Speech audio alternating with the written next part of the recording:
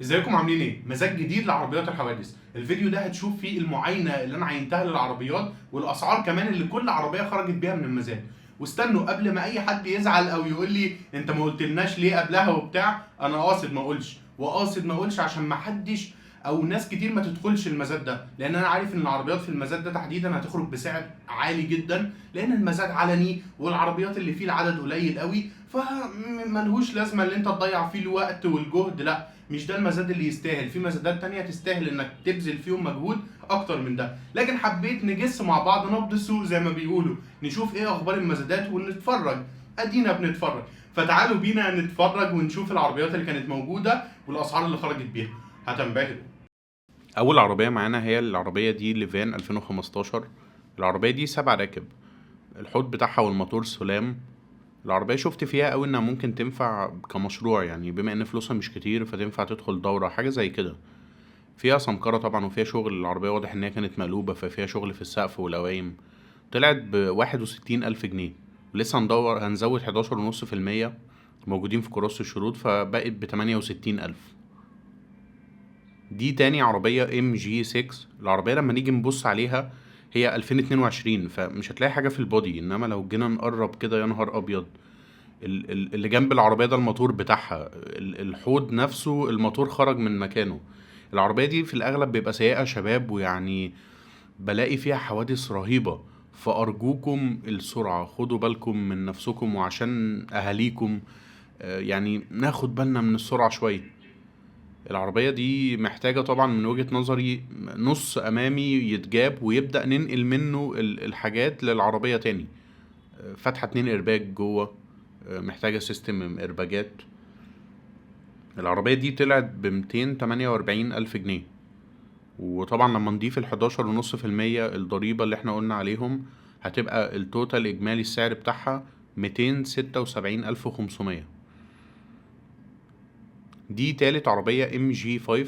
الحقيقة العربية دي كانت عجباني أوي أول ما عينتها برضو، لأنها يعني تنفع أوي حد ياخدها يركبها. العربية فيها شوية خبطات، محتاجة فانوسين خلفي على اكسدام. حالة العربية كويسة جدا 2022. العربية يعني محتاجة برضو البابين الجنب ده فيه خبطات اهو، محتاجة البابين بتوع الجنب الشمال. لكن في الاخر ما فيهاش الخبطات الخبيثة، يعني ما فيهاش خبطات في القوايم، ما فيهاش خبطات في الحوض، ما فيهاش الكلام ده. سيستم الارباك بتاعها سليم.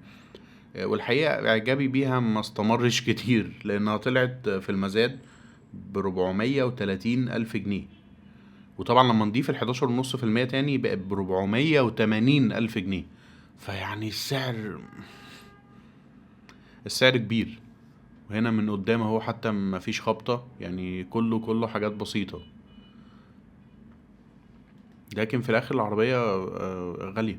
واكيد اللي حط فيها السعر ده هو باصص ان طب العربية عاملة كام جديدة وهي 2022. طيب العربية لا انا هدخل بسعر. دي رابع عربية، كيا سبورتج 2022.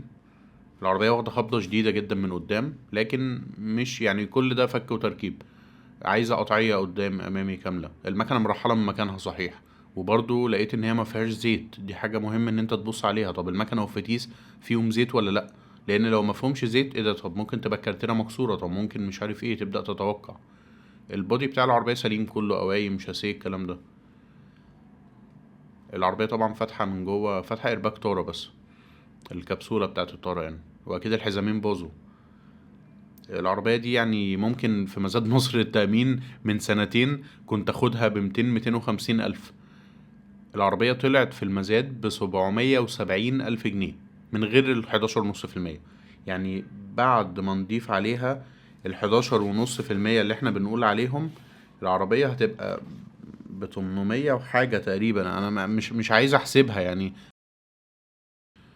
دي عربية نيسان قشقاي. العربية دي موديل بتاعها 2018. الحقيقة ما كانش واضح السبب ان هي اتكهنت ايه، يعني العربية الحاجات اللي فيها خبطات بسيطة، مش عارف، فانوس خلفي على خبطة بسيطة ورا على، والحاجات زي كده انا بقلق منها يعني. ليه العربية اتكهنت؟ ليه دخلت مزاد؟ سيستم الارباج مفيش ارباجات فاتحة، العربية سليمة من قدام. ففيها حاجات بسيطة كلها. العربية دي طلعت ب495 ألف. دي عربية ستيروين C3. طبعا هي عباره عن نص ورا يعني، بس مفيش عربيه. العربيه ما فيهاش حاجه سليمه. العربيه دي طلعت ب60,000 جنيه. على فكره فيها قطع غيار باكتر من ال60,000، بس مفيش امل فيها يعني. ما فيهاش غير النص الوراني ده والجنب اللي هو ناحيه الشمال، ناحيه اليمين اسف، بس كده. دي عربيه نقل اسمها هينو 300 موديل 2011. العربيه دي اتباعت ب 114,000 من غير الضريبه اللي هي 11 ونص. طبعا دي لو شيفورليه كنا سمعنا فيها ارقام رهيبه رهيبه يعني. هي اتباعت بالسعر ده لان عربيه مش موجوده قوي في السوق يعني. واضح ان هي كانت بتاع كنتاكي حاجه كده، عليها البوسترات بتاعتهم. فانا الصراحه ما افهمش في النقل قوي يعني، لو حد يفهم في النقل يقول لنا السعر كويس ولا لا. ال... دي عربيه بروتون ساجا 2022. العربيه الجنب ده سليمه، ما فيهاش اي حاجه يعني. الجنب اللي هو اليمين ده سليم، ما فيهوش خربوش حتى. من ورا نفس الكلام، بس العربيه من هنا واخده خبطه يعني خبيثه جدا، خبطه وحشه مأثرة عليها. العربية خدت الخبطة من قدام اهي، مأثرة في القايم كله لحد ورا اهو. يعني القايم كله بتاع العربية متأثر، محتاجة زراجين وشغل شقة يعني. العربية دي طلعت ب161,000 جنيه، بعد الضريبة بقت ب180,000 جنيه. الحوض بتاع العربية والموتور والكلام ده كله سلام يعني، مفهومش حاجة. دي عربية فيات تيبو 2021. برضو الجنب ده سليم، مفهوش حاجة، اللي هو ناحية اليمين مفهوش غير اللي هي الجزء اللي ورا اللي هو في الرفرف الخلفي ده. لكن العربية خبطتها اللي انا شفتها في المعاينة الاكتر في الجنب اللي هو الامامي شمال من تحت، واخدة خبطة من تحت رخمة، فاتحة ارباجات اهي. او بص، تعالى اوريك الخبطة. بص، واخدة خبطة رخمة من تحت اهي، فردة شاسيه اهي معوجة اللي هي ناحية شمال. العربية دي طلعت ب270,000 جنيه. فاكر لما كانت ب270,000 زيرو اعلى فئة اصلا؟ دي عربية سوزوكي سويفت 2022. العربية من بره بص يعني، قعدت ابص عليها، ما فيهاش مشكلة يعني، ما فيهاش خربوش حتى. طب ايه اللي كاهن العربية؟ ايه سبب ان العربية داخلة المزاد؟ العربية عمال ادور على الحادثة بتاعتها مش لاقيها. في مكتوب على الازازة اهو إن غرقانة، بس يعني صراحة في ناس بتكتب كده اللي هو ايه، تجار عشان يعني يخوفوك تدخل على العربية، فما باخدش بالكلام ده قوي.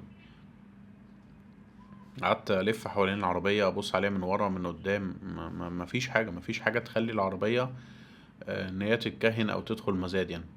طب نفتح نبص من جوه، محتاجة شوية نظافة، بس مش هو ده اللي هيكهنها ان هي عايز تتغسل يعني.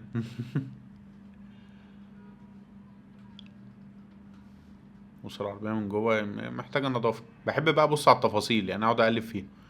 ففتحت درج التابلو، لقيت الكتالوج بتاعها. فبص الكتالوج، ايوه هنا الكتالوج فعلا باين عليه ان هو كان نزل في ميه ونشف يعني. فهنا اتأكدت ان هي فعلا العربية دخل فيها ميه من جوه. وطبعا ده يأثر على الكنترولات، يأثر، عايزة طقم دوار، عايزة شوية حاجات. فعشان كده اتكهنت.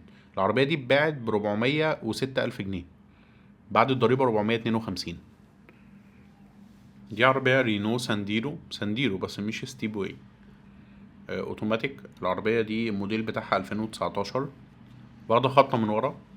واضح كمان ان هي كان فيها خبطة قبل كده، وواخدة معجونة، وبص شايلة معجونة على الشنطة وعلى الاكسدام كمان الخلفي. العربية مش فاتحة ارباجات لان مفيش خبطات من قدام اصلا. اتباعت بكام؟ ب263,000 جنيه، بعد الضريبة 293,000 جنيه التوتال بتاعها. طبعا غالية جدا.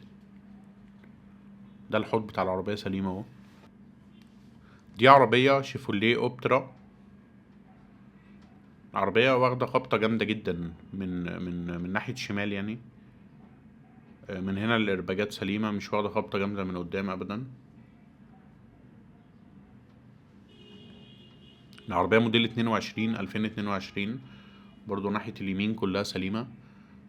لكن العربية برضو الخبطة اللي هي اللي هناك دي مبوظة الدنيا يعني. الحوض بتاع العربيه سليم، بس في عجله كسره هي اللي هي ناحيه اليمين. لما بدات ابص عليها من تحت من قدام ما لقيتش ان هي واخده خبطات من تحت يعني. العربيه دي اتباعت ب 230 الف جنيه، لسه ال 11.5%. هي الخبطه اللي هنا دي مزعلاها قوي، لازم الرفرف يتغير يعني، مفيش مفر. دي العربيه اللي ملهاش معالم، دي عربيه ام جي زد اس 2021. العربيه واضح ان هي كانت مقلوبه يعني، وفيها يعني لما جيت وانا بعينها بص خبطه وحشه قوي يعني، اتقلبت على الجنب اللي هو اللي ورا يمين ده، فهنا في شغل جامد. طبعا سيستم ايرباج. العربيه دي طلعت ب 230 الف جنيه من غير ال 11.5% برضو. ده الموتور بتاعها من قدام. دي عربيه رينو سانديرو ستيب واي. العربيه دي 2019 يعني، مش فاتحه سيستم ايرباج، لكن العربيه مخبطه من كذا مكان يعني، هتيجي تبص في اي حته تلاقي واخده شويه خبطات يعني. وبرضه شكلها متهانه، ما عجبتنيش، متغير لها طقم جنود على مش عارف مش، تحس ان العربيه ملعوب فيها كده، على مش عارف كان راكب لها باغت فانوس ورا. ما حبيتهاش، ما عجبتنيش. العربيه دي طلعت ب 220 الف جنيه، بعد الضريبه 245 الف.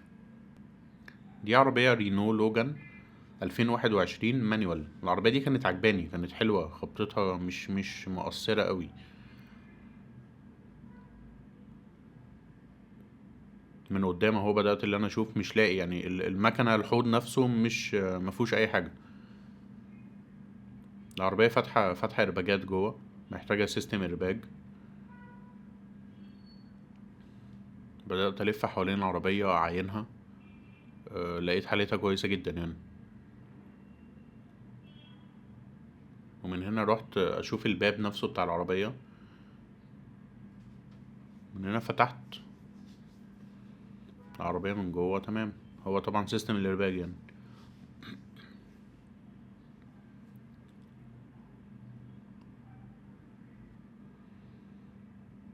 هنا الخبطه بقى بتاعت العربيه مقصره هنا يعني، بص مسمعه فين.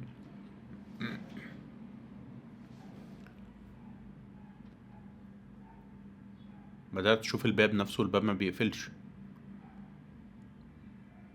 فقلقت تبقى مسمعه كمان في الارضيه بتاعت العربيه. بدات اشوف ابص على الارضيه، مهم قوي انك تعمل كده في المعاينه. ببص بس ما لقيتهاش مسمعه في الارضيه، الارضيه سليمه اهي ما فيهاش تسميع،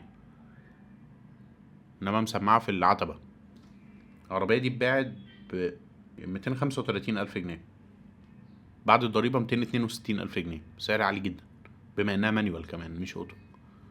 العربيه دي شيفورليه اللي هي الدبابه 2020. العربيه دي محتاجه كابينه يعني، هي الشاسيه بتاعها سليم ودي افضل حاجه فيها. مهم قوي انك يعني في النقل من وجهه نظري تشوف الشاسيه. فهي كشاسيه وكمكنه وحوض سلام، محتاجه كابينه سهله تتغير. طلعت بسعر عالي جدا، 313 الف جنيه، ولسه ال 11.5% على 313 دول. ده شكل العربيه من قدام. هي برضو واضح ان هي كانت مقلوبه، ربنا يحفظنا جميعا. ودي المكنه بتاعتها. بس ايه رايكم؟ عرفتم ليه انا ما قلتش على المزاد ده من قبله؟ لان انا عارف ان الاسعار هتخرج بالشكل اللي انتوا شاهدتموه في الفيديو ده. فخليني بس اقول لك على حاجه صغيره قوي، بلاش تنجرف ورا اي حد هو عشان عايز ترافيك يقول لك العربيات بتخرج بنص سعرها، انت هتحط النص هتلاقي العربيه جات لك، والكلام اللي هو اللي ملهوش لازمه ده. مفيش عربيات رخيصه خصوصا في الوقت اللي احنا فيه للاسف. مفيش عربيات بتخرج بنص سعرها وب 40% من سعرها والكلام اللي هو التافه ده، الا لو عربيه بقى يعني مش موجوده اصلا في السوق ومحدش يعرفها، دي ممكن تبقى لقطه شويه. انما كل تاجر كمان بيبقى داخل المزاد بيبقى حاسب العربيه كويس قوي، وعارف ان العربيه دي هتصرف كذا عليه، وهو كمان يصرف عليها اقل مننا لان هو تاجر وممكن يبقى بتاع قطع غيار كمان، فيصرف اقل من اللي احنا بنصرفه، فهياخد العربيه بسعر اكتر من اللي احنا هناخده بيها. في مزادات بتبقى كويسه، اي مزاد انا فعلا شايف فيه صالح لينا انا مش هتاخر وهعلن عنه. مع السلامه.